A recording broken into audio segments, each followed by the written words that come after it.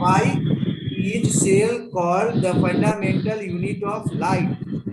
क्यों कहते हैं? अब चार ऑप्शन दिया हुआ है, इन ऑप्शन को देखो आप, यहाँ पर जो है ना चार ऑप्शंस है, जिनको आपको देख के बताना है कि कौन सा ऑप्शन जो है ना वो सही होगा, ज्यादा बढ़िया होगा। पहला ऑप्शन है cells can not be broken into a smaller component. Cells are the smallest unit which is said to be living. Cells are made up of water. Cells are found in all the organisms. ये होगा तो देखते हैं D को करके और submit करते हैं। देखो बी होगा। क्यों बी होगा भाई? तो आपको अगर थोड़ा सा भी याद हो, कल ही पढ़ाए हैं आपको कि सबसे छोटा यूनिट जो कि आपका लिविंग होता है वो आपका कौन होता है? सेल होता है। सोचिए कल पढ़ाया है और आज का जो है ना उसमें आप फंस जा रहे हैं। सेल्स को स्मॉलेस्ट यूनिट कहते हैं। क्यों भाई लिविंग का? क्योंकि इससे नीचे अगर हम जाते हैं तो आप लिविंग नहीं रह पाएंगे। सबसे छोटा लिविंग अगर स्ट्रक्चर कोई है तो कौन है? सेल है। ठीक है? Yes sir. डिस्कवर्ड बाय ना, cells was first discovered by, कौन खोजा था? Robert Hooke. Robert Hooke. आपका कहना है पहला सही है, तो पहला अगर सही है तो देखते हैं सबमिट करके। हाँ कल हम लोग देखे थे इसको, ठीक है। और कल का फिगर जो है वही डिस्कवर किया गया था रॉबर्ट हुक के द्वारा 1665 में। और उन्होंने क्या किया था? कॉर्क स्लाइस दिया था और एक माइक्रोस्कोप बनाया था, अगर याद होगा कल बताए थे आपको। और क्या देखा कि बीच में खाली जगह है जो कि चारों तरफ से घेरा हुआ है दीवार से, और कुछ हद तक वैसा रचना है जैसा कि पादरी लोग को रहने के लिए बनाया जाता है, छोटा छोटा कमरा, और उसको सेलुला कहा जाता था। उसी के आधार पर इसका नाम सेल दे दिया। Who is known as father of microscopy, कल बात कर रहे थे। मेडिकल का एग्जाम जो होता है उसमें भी ऐसे ही क्वेश्चन आएगा, तो इसीलिए कल जो हम पढ़ाए हैं उसका देखो कुछ क्वेश्चन आपको यहाँ पर सामने दे दिए। बी आप बोले तो बी को देखो लगा के। एंटोनियो भाई जो आप थे, एंटोन वॉन लीवेनहॉक के बारे में आपको कल बताए थे कि वो क्या करते थे। वो ये जो है ना वो आपका उनका अपना चश्मा का मतलब कि दुकान था एक लेंस का, और वो उसका कारोबार करते थे। जब रॉबर्ट हुक ने एक माइक्रोस्कोप बनाया और उससे सेल का को खोजा या सेल जैसी रचना को खोजा, तब इन्होंने ने भी क्या किया? लेंस को बाई कॉन्वेक्स लेंस को यूज किया और यूज करके उससे क्या किया? एक बढ़िया माइक्रोस्कोप बनाया। ठीक है। Cell was observe by,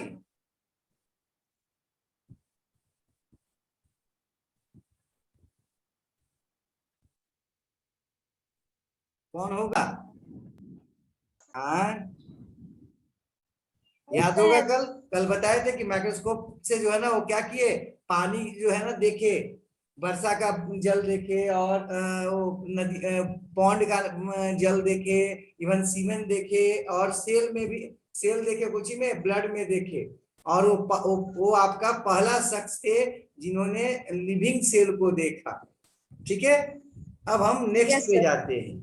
statement जो है ना वो आपका सही है। ठीक है। ऐसे आता है, ध्यान दीजिएगा, दो स्टेटमेंट है, दो स्टेटमेंट है। एम्स वगैरह में ऐसे ज्यादा आता है। दोनों स्टेटमेंट में से चुनना है आपको, कौन सही है कौन गलत है और क्या है। ऐसे तो उसमें थोड़ा सा और इसको डिटेल से देता है, थोड़ा और कॉम्प्लेक्स देगा। हम धीरे धीरे कॉम्प्लेक्स की तरफ बढ़ेंगे, फिलहाल अभी शुरुआत किए हैं तो हम कोशिश कर रहे हैं कि आप लोग को कम से कम में देखें। तो all cells arise from pre existing cells statement है। दूसरा, all cells have a cell wall. अब आते हैं आंसर में। आंसर में देखिए कह रहा है ऑप्शन में कि both the statements are correct. दूसरा, only one statement first is correct, only statement second is correct, और both in statement are correct incorrect. Plant cell में केवल सेल वाल होता है, हम लोग देखे हैं। और इसमें हो जाएगा बी। तो देखते हैं बी को करके। ठीक, कल हम नाम बताए थे, मैथ्यू स्लाइडर और थियोडोर स्वान के बारे में आया था। ठीक है, यस सर। इन्होंने प्लांट और एनिमल पर क्या किया था, अलग अलग सेल पर काम किया था और अलग अलग मीन पे काम किया, प्लांट और एनिमल पर। अब इसमें थोड़ा सा कंफ्यूजन क्या हो जाता है कि कौन इसमें जूलॉजिस्ट थे, कौन बॉटनिस्ट थे। कई बार लोग इसमें कंफ्यूजन में आ जाते हैं। याद कैसे रखेंगे, देखो नाम बोलना, स्लाइडन और स्वान दो ही वो है। स्वान, स्वान का मतलब ऐसे भी कुत्ता होता है, तो एनिमल हो जाएगा। तो थियोडोर स्वान, तो एनिमल हो गया इनका, मतलब ये जूलॉजिस्ट थे। तो मैथियाज जो स्लाइडन स्लाइडन थे वो क्या हो जाएंगे, बॉटनिस्ट हो जाएंगे। ठीक है बाबू। Which of the following organisms have cellulosic cell wall? बताओ इसमें से किसमें जो सेल वॉल होगा वो सेलुलोज का बना होगा। तो बोल रहे हैं बंबू बांस को, मतलब प्लांट है। क्रोकोडाइल एनिमल है, जानते होंगे शायद। ब्रेड मोल्ड जो है फंगस है, फंजाई। और वाइब्रियो कॉलेरी वो आपका बैक्टीरिया है। तो आंसर इसमें कह रहा है कि इसमें सेलुलोजिक सेल वॉल होगा। कौन होगा, ठीक है। सेलुलोज जो है का बना हुआ सेल वॉल सिर्फ और सिर्फ बंबू में पाया जाता है, क्योंकि प्लांट में पाया जाता है इसलिए प्लांट में होगा। तो बंबू है। देखिए अब यहाँ पर आ जाते हैं एक्सप्लेनेशन में। देखिए organism that possess cell wall in their cellular structure including bacteria, bacteria में भी था, नीचे वाला में भी था बैक्टीरिया में, फंजाई में भी होता है, प्लांट में भी होता है। लेकिन बैक्टीरिया का सेल वॉल जो होता है पेप्टिडोग्लाइकन का बना होता है। प्लांट सेल का सेल वॉल जो होता है वो सेलुलोज का होता है। और फंगल का जो सेल वॉल होता है काइटिन का होता है। देखिए तीनों का सेलुलोज अलग अलग। और एनिमल में तो सेलुलोज वाल कभी कभी आपका सेल वॉल होगा ही नहीं, तो इसीलिए इसमें क्रोकोडाइल तो कोई हाल में नहीं होगा। 3 पर आपको ऑप्शन था जिसमें गलत हो सकता था। ब्रेड मोल्ड फंगस है इसलिए उसमें हो जाएगा काइटिन का। वाइब्रियो कॉलोनी बैक्टीरिया है तो उसमें हो जाएगा पेप्टिडोग्लाइकन का। केवल बचा बंबू, और बंबू क्या था, प्लांट, इसलिए उसमें सेल वॉल कैसा हो जाएगा, cellulose. What is the role of cellulose in cell wall, cellulose जो होता है सेल वॉल में क्या काम है। इसको कई जगह पढ़ना है कि सेलुलोज जो होता है हार्ड और स्टीफ होता है ना, उसको बायोलॉजी विद्वान को नहीं खोजता है, बल्कि बायोलॉजी जो है ना प्रेजेंस ऑफ माइंड किसका कैसा है वो देखता है। यहाँ विद्वता नहीं दिखाना है हमको। हमको क्या करना है, अपने ज्ञान का उपयोग हम कैसे कर पाते हैं सो दिखाना है। क्योंकि बायोलॉजी का मतलब ही होता है रोज सीखने वाला, रोज नया चीज आएगा आपका। यहाँ पर देखिए सेल वॉल जो है ना अगर कलर देता, सेलुलोज जो है ना अगर कलर देता सेल वॉल में तो ठीक है। सेल वॉल में अगर सेलुलोज नहीं होगा तो कलर नहीं आएगा, लेकिन बैक्टीरिया को रंगते हैं तो कलर आता है। और सेल वॉल में कहीं भी हम कलर नहीं देखते, किसी भी प्लांट सेल में आप कलर नहीं देखोगे, बिना रंगे हुए कोई कलर नहीं होता है। उसके लिए कलर के लिए कौन जिम्मेवार था, याद कीजिए, क्लोरोप्लास्ट है ना। क्लोरोफिल या क्लोरोप्लास्ट के कारण कलर आता था। नेक्स्ट, ये आपका रिजिडिटी देता है, ये बात तो सही है कि रिजिडिटी देता है, लेकिन रिजिडिटी जो देता है, कड़ापन देता है, उससे क्या फायदा है। तो ये आपका सेलुलोज से रिजिडिटी तो आता है, लेकिन उसके साथ फ्लेक्सिबिलिटी भी आता है। उसमें पेक्टिन होता है, सुबेरिन होता है, जो कि रिजिडिटी देता है केवल। इसलिए सेलुलोज का ये लिखना कि वो रिजिडिटी देता है सही नहीं है। तब क्या देता है, structure and shape to shape, ये आ सकता है। ठीक है, तो देखते हैं हम लोग सी और बी में कंफ्यूजन है तो कोई एक डाल सकते हैं आप। तो मान लिया हम सी डाल के देखते हैं, अगर कंफ्यूजन है तो। देखो कौन हो गया, बी हुआ। ठीक है, यस सर। ऐसे ऐसे यस सर। उसको हम देखो, हम आपको आंसर डायरेक्ट नहीं बता रहे हैं, हम आपको क्या करना चाह रहे हैं समझ रहे हो, कैसे इसको क्वेश्चन को बनाना है जो हम नहीं जान रहे थे, जो हमसे नहीं बन रहा था। हमको ये नहीं बोलना है कि हम नहीं बना पाएंगे, ताकि बी सही की। तो सेल वॉल का फंक्शन है स्ट्रक्चर और शेप देना सेल का। तो हम कि सेलुलोज का सेल वॉल में क्या काम, वो क्या करता है, प्लांट सेल में चूंकि वो होता है तो प्लांट सेल में रिजिडिटी देता है फ्लेक्सिबिलिटी के साथ साथ, इसलिए यहाँ पर बी भी सही था, सी भी सही था। तो ज्यादा अच्छा कौन हुआ? बी, चूंकि वो स्ट्रक्चर को सपोर्ट देता था। आगे आते हैं, अगर सेल निम्नलिखित में से कौन सा जो स्टेटमेंट है वो गलत है? ठीक है, पहला, mycoplasma is the smallest cell. दूसरा, bacteria are 3 to 5 micrometer in size. The largest cell is the egg of an ostrich. Nerve cells are some of the smallest cell. इसमें से कौन गलत है?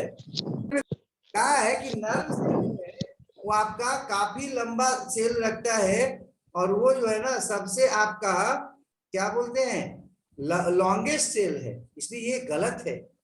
और ये क्या करता है, इसका काम क्या है अगर याद होगा तो, ये क्या करता है हमारे बॉडी में, ये आपका कन्वे करता है स्टिमुलस को, एक जगह से दूसरी जगह ले जाता है, लाता है। ठीक है बाबू? Yes next sir. क्वेश्चन है जरा सा देख। आकाश is experimenting with different types of cells to know which cell can withstand the hypotonic solution without bursting, है ना? हाइपोटोनिक सॉल्यूशन में बिना फटे हुए कौन सा सेल रहता है? वो दो प्रकार का सेल लिया, एक प्लांट सेल था, he takes a plant cell and an animal cell and keeps them in a hypotonic solution. What are the observations by आकाश? क्या मिलेगा? ठीक है, क्या होना चाहिए? अब आते हैं, हाइपोटोनिक सॉल्यूशन में डाला था, क्या आंसर होना चाहिए? Due to osmosis the plant cells will be burst, no change, both the cells will shrink, due to osmosis the animal cells will be burst. और आंसर बताइए। क्वेश्चन आपका नाइन्थ के लेवल का है, ठीक है, बहुत हार्ड क्वेश्चन नहीं है, लेकिन यही क्वेश्चन जो है ना 11th में और ऊपर मेडिकल में भी हो जाता है, सबका लेवल एक ही आ जाता है, थोड़ा सा ऊपर नीचे कर देने पर। क्वेश्चन आया, पहले हम इधर क्वेश्चन को ही समझ लेते हैं। क्वेश्चन क्या कहना चाह रहा है? Akash is experimenting with different types of cells to know which cell can withstand the hypotonic solution without bursting. He takes a plant cells and animal cells and keeps them in a hypotonic solution.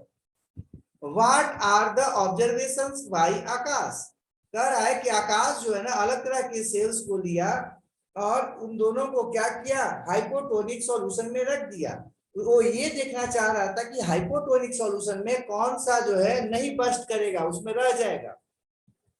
वो animal cell लिया था, एक plant cell लिया था। अब बताओ आकाश को क्या मिलेगा? तो सबसे पहला बात आते हैं, हाइपोटोनिक सॉल्यूशन किसको कहते हैं? वैसे सॉल्यूशन को हाइपोटोनिक सॉल्यूशन कहते हैं जिसका कंसंट्रेशन दूसरे के तुलना में कम होता है। हाइपो मतलब बिलो, टोनिक मतलब कंसंट्रेशन, मतलब वैसा आपका सॉल्यूशन जिसका कंसंट्रेशन किसी के तुलना में कम होता है, मतलब उसमें सॉल्वेंट ज्यादा सॉल्यूट कम, तो बोलेंगे हाइपोटोनिक। लेकिन वैसा सॉल्यूशन जिसमें आपका सॉल्वेंट कम सॉल्यूट ज्यादा, तो उसको बोल देंगे हाइपरटोनिक। ठीक है, तो यहां पर हाइपोटोनिक है, तो हाइपोटोनिक होने पर क्या होगा, पानी तेजी से अंदर जाएगा, सेल के अंदर जाएगा।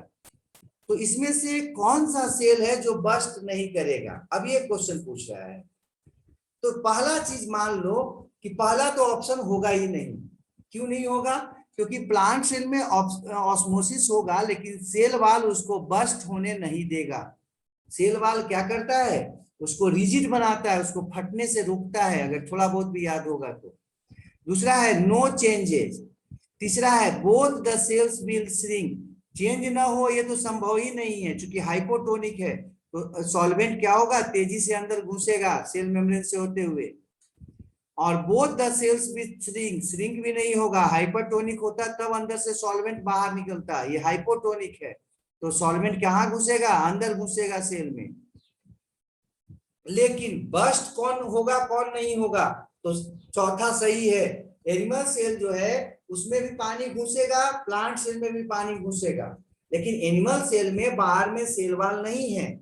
जब बाहर में सेल वाल नहीं है तो जल्दी बस्ट कर जाएगा, वो फट जाएगा। मैंने ऐसे समझ लो, प्लांट सेल में सेल वाल है, तो सेल वाल है इसका मतलब उसमें टायर लगा हुआ है ट्यूब के बाहर, और जो एनिमल सेल था उसमें आपका सेल वाल नहीं है। तो सेल वाल नहीं है मतलब ट्यूब है लेकिन टायर नहीं है। अब दोनों में हवा भरो तो फटेगा कौन, जिसमें टायर है वो जल्दी नहीं फटेगा, और जिसमें खाली ट्यूब है टायर नहीं है तो फट जाएगा। तो प्लांट सेल में टायर भी है ट्यूब भी है तो जल्दी नहीं फटेगा, और एनिमल सेल में क्या है, खाली ट्यूब है टायर नहीं है, सेल वाल नहीं है, तो वो फट जाएगा। तो आंसर इसमें क्या होना चाहिए, आपके नॉलेज से ये होना चाहिए था कि एनिमल सेल बस्ट करेगा ऑस्मोसिस के कारण। अब सबमिट करके देख लेते हैं, सबमिट कर देते हैं तो देखिए यहाँ पर आ गया, क्या आ गया क्वेश्चन, थोड़ा सा क्वेश्चन का ऑप्शन देख लेते हैं। ये लिख रहा है कि due to osmosis the animal cell will burst. क्यों बस्ट होगा, animal cell do not have a cell wall but only the cell membrane, मतलब यहाँ पर टायर नहीं है खाली ट्यूब है। तो क्या हो जाएगा, in plant cells a cell wall is located outside the cell membrane which gives the cell its structure and strength.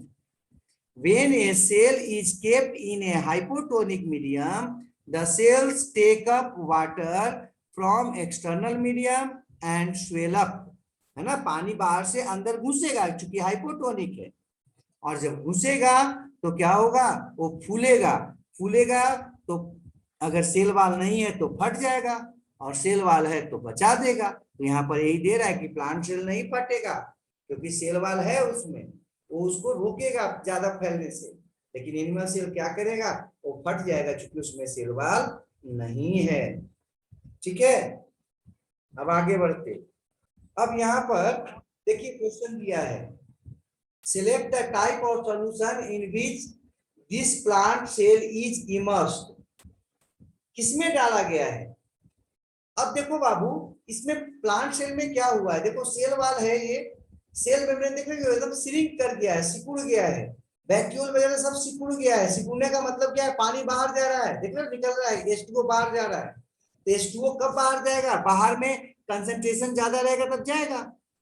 जैसे अचार हम लोग बनाते हैं तो बाहर में क्या करते हैं, अभी अचार बन रहा है घरों में, है ना, आम का अचार या किसी भी और चीज का पिकल्स बन रहा है, उसमें क्या करते हैं हम लोग, उसमें हम क्या करते हैं, नमक डालते हैं। नमक डालने से क्या फायदा होता है, ये जो H2O होता है सेल के अंदर वो बाहर आ जाता है। जब H2O बाहर आ जाएगा मैक्सिमम, तो ये जो सेल है वो सड़ेगा नहीं जल्दी, इसलिए अचार लंबे समय तक ठीक रहता है। तो अचार में हम नमक ज्यादा क्यों डालते हैं भाई, तो ये मत बोलिए स्वाद के कारण, स्वाद के कारण तो कम भी डालेंगे तो हो जाएगा। ठीक है, वो क्या करता है, हाइपरटोनिक सॉल्यूशन बाहर बनाता है, और जब हाइपरटोनिक हो जाता है तो हाइपरटोनिक होने के कारण वो क्या करेगा, पानी को बाहर निकाल देगा, और पानी को बाहर जब निकालेगा तो जो सेल मेम्ब्रेन है वो कैसा हो जाएगा, श्रिंक कर जाएगा, सिकुड़ जाएगा। देखिए सिकुड़ गया ऐसा, तो ये श्रिंकेज हुआ है, इसका मतलब इस सेल को हम किस में डाले हुए थे, हाइपरटोनिक सॉल्यूशन में। देखिए आंसर दे देगा, हाँ गुड जॉब है। देखो अगर आइसोटोनिक रहेगा तब तो कुछ नहीं होगा, जैसे बाहर है वैसे अंदर है तो कुछ नहीं होगा। हाइपरटोनिक रहेगा तो सिकुड़ जाएगा अंदर में, और हाइपोटोनिक रहेगा तो फैल जाएगा, अंदर में पानी घुस जाएगा, ध्यान रखना है। तो हाइपरटोनिक सॉल्यूशन जो होगा, प्लांट सेल जो है ना इसमें श्रंक करेगा और सिकुड़ जाएगा, और उसमें से सेल वाल जो है ना वो बाहर रह जाएगा, और जो अंदर का मीडियम है साइटोप्लाज्म वगैरह वो सिकुड़ कर अंदर चला जाएगा। ठीक है, तो बाहर वाला में कंसंट्रेशन ज्यादा होगा तो उसको हाइपरटोनिक बोलेंगे, और बाहर वाले में सॉल्यूशन में कंसंट्रेशन कम होगा तो उसको बोलेंगे हाइपोटोनिक। जैसे किशमिश है, किशमिश को पानी में डाल दो तो किशमिश फूल जाता है, लेकिन अंगूर है, अंगूर को लीजिए और एकदम चीनी के घोल में डाल दीजिए, देखिएगा अंगूर सिकुड़ जाता है। क्यों भाई? तो अंगूर के अंदर जो पानी था ना, ग्रेप्स के अंदर जो वाटर था ना, वो बाहर आ गया। क्यों? बाहर में हाइपरटोनिक मीडियम है। लेकिन जब हम किशमिश को डाले पानी में, तो अंदर का सॉल्यूशन क्या था? उस हाइपोटोनिक। और सॉरी, किशमिश को जब पानी में डाले तो अंदर का जो सॉल्यूशन, जो उसका कंसंट्रेशन है, वो कैसा है? हाइपरटोनिक। और बाहर जो है पानी है, तो उसमें आपका क्या हो गया? हाइपोटोनिक। तो बाहर से पानी कहाँ घुस जाएगा? अंदर, और किशमिश फूल जाएगा। तो कोई पूछेगा तो आराम से बता दिए किशमिश पानी में क्यों फूल जाता है? क्योंकि वाटर जो है वो हाइपोटोनिक है। किसके तुलना में? किशमिश के अंदर के तुलना में। अंदर में देखिए एकदम मीठा होता है, तो पानी अंदर घुस जाता है। और आइसोटोनिक रहेगा तो ना अंदर जाएगा ना बाहर जाएगा, मतलब दोनों तरफ बराबर रहेगा, कोई परिवर्तन नहीं होगा। ठीक है? हाइपरटोनिक में डालेंगे तो सिकुड़ जाएगा, हाइपोटोनिक में डालेंगे तो क्या होगा? फट जाएगा। या सबस्टांसेस, बाल जो होता है ग्रीन प्लांट का, वो किस सबस्टांस का बना होता है? इसमें से चुनिए। Major component of tough cell wall that surround plant cells. It is non-living components. These protect, या क्या करता है उसको? वो उसको मजबूती देता है। किसको देता है मजबूती? तो सेल वाल को, सेल को, और सेल वाल को, और उसका जो सेल है उसको शेप और स्ट्रेंथ देता है, मजबूती देता है, रिजिडिटी देता है। अब हम आगे बढ़ते, नेक्स्ट में आते। lacks cellular mechanism until they enters a living host and multiply. सही है कि गलत? तो क्या हो जाएगा? वो लिविंग जैसा काम करता है, अपनी संख्या को बढ़ाता है। इसलिए वायरस किसी भी लिविंग ऑर्गेनिज्म के बाहर नॉन लिविंग जैसा काम करता है। वो डस्ट जैसा काम करता है, डस्ट जैसा पड़ा रहता है। क्यों भैया? क्योंकि उसमें अपना सेल का जो गुण है, जैसे nucleus, cytoplasm, enzyme, carbohydrate, water, ये सब नहीं होता है। तो ये सही है बाबू। तो इसमें आंसर क्या हो जाएगा? सही। इसीलिए तो कोरोना वायरस जो है ना, बाहर में जिंदा नहीं रहता है, लेकिन आपके बॉडी में घुस जाए तो फिर आपको ठंडा कर देता है। जो है ना, आपको कल वाला भी नहीं देखेंगे, कल पढ़े हैं उसको देखना पड़ेगा बच्चा, क्वेश्चन इसी आएगा। सोचो एक दिन के पढ़ाई में इतना क्वेश्चन हो जाता है, दो चार क्वेश्चन को छोड़ दें तो बाकी सब क्वेश्चन कल का पढ़ाई से था। तो आंसर क्या हो जाएगा? ट्रू। वायरस जो है ना, उसमें सेलुलर मैशिनरी नहीं होता है। सेल में जो जो चीज होता है, न्यूक्लियस, साइटोप्लाज्म, ये सब उसमें नहीं होता है। इसलिए वो नॉन लिविंग पार्टिकल जैसा काम करता है होस्ट सेल के बाहर। लेकिन जैसे ही उसको किसी होस्ट सेल में डाला जाए तो वहां पर जाके वो रिप्रोड्यूस करने लगता है, मल्टीप्लाई करने लगता है। और इसलिए इसको लिविंग और नॉन लिविंग के बीच में ब्रिज बोलते हैं, पुल, कनेक्टिव लिंक बोलते हैं, दोनों के बीच का बोलते हैं। कल बताए थे बाबू। ठीक है? तो हम which of the following always involve the process of diffusion, the gaseous exchange between the closely placed cell, the movement of water into the cells of living thing, the movement of dissolve. ये थोड़ा सा complex हो जा रहा है, आपको भी दिक्कत हो रहा होगा। ठीक है? तो आपको अभी सबस्टांसेस या मॉलिक्यूल के मूवमेंट को हम लोग क्या कहते हैं? डिफ्यूजन कहते हैं। देखिए, तो कोई पूछेगा कि डिफ्यूजन क्या है, तो डिफ्यूजन आराम से बता देना। Diffusion is the process of movement of substances, namely liquid और गैस, है ना। मुख्यतः लिक्विड और गैस का होता है। कहां से? Higher concentration to a region of lower concentration. और इसलिए इसमें ऑप्शन जो है वो ए सी डी, वो आपका सही है। ठीक है? इसको सेमी परमेबल मेम्ब्रेन से अगर वाटर का मूवमेंट हो तो उसको बोलते हैं ऑस्मोसिस। आपको अभी हम बताए थे कि वाटर का जो मूवमेंट होगा सेल में, वो क्या हो जाएगा? ऑस्मोसिस हो जाएगा। इसलिए बी ऑप्शन सही नहीं है। यहाँ पर कौन सा ऑप्शन सही है? तो वो दोनों ऑप्शन सही था। ठीक है? Burst when placed in a hypotonic condition, hypotonic condition में कैसे बस्ट हो जाता है भैया? Why does not the plant cells, oh sorry, does not कर रहा है, नहीं बर्स्ट होता है प्लांट सेल, तो उसी में हाइपोटोनिक सॉल्यूशन में क्यों नहीं होगा? अभी आपको समझाया उतना देर, पीछे का क्वेश्चन अगर याद होगा तो इतना देर समझाए हैं। अब इसमें से आपको बताना है कौन सा सही होगा। संजना,